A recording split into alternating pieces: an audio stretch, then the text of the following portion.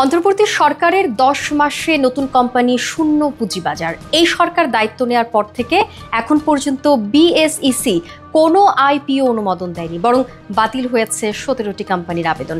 বাজারে তারল্য সংকট, বিনিয়োগকারীর আস্থা হ্রাস আর শেয়ারের অস্বাভাবিক চাপ সব মিলিয়ে পুঁজিবাজারে নেমে এসেছে স্থবিরতা।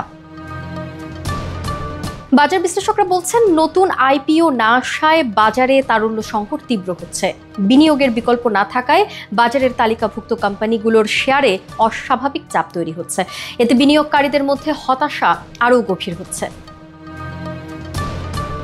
বিএসইসি বলছে, বাতিল হওয়া কোম্পানিগুলো পাবলিক ইস্যু রুলস 2015 শর্ত পূরণ করতে পারেনি। তবে তারা রুলস সহজ করতে টাস্ক ফোর্স গঠন করেছে। শীঘ্রই সংশোধন প্রক্রিয়া শুরু হবে বলে আশ্বাস দিয়েছে তারা। সর্বশেষ 2024 সালে 4টি কোম্পানি আইপিওতে শেয়ার ছেড়ে 645 কোটি টাকা তুলেছিল। এর মধ্যে ছিল NRB bank, Best Holdings, Asiatic Laboratories ও টেকনো ড্রাগস। এরপর আর কোনো আইপিও আসেনি। বাজার সংশ্লিষ্টদের মতে, আইপিও ছাড়া পুঁজি বাজার কার্যত অচল থাকে। তাই দ্রুত পাবলিক ইস্যু রুলস সহজ করে সঠিক তদারকির মাধ্যমে নতুন কোম্পানি বাজারে আনতে হবে, নয়তো বিনিয়োগকারীদের আস্থা ফিরবে না, অর্থনীতিও পুঁজি বাজারের সম্ভাবনাকে হারাবে।